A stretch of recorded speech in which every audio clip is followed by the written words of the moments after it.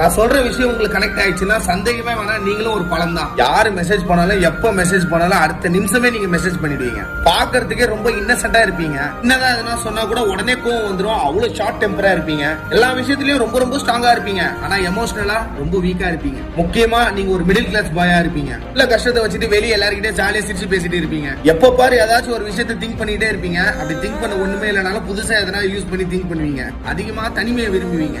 எல்லாம் கரெக்ட் தான். கமெண்ட்ல சொல்லிட்டு போங்க.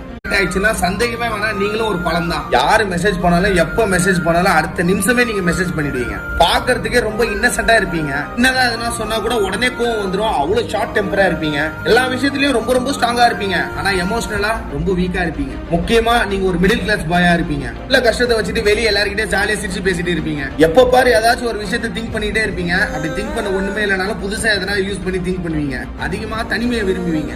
எல்லாம் கரெக்ட் தான். கமெண்ட்ல சொல்லிட்டு போங்க.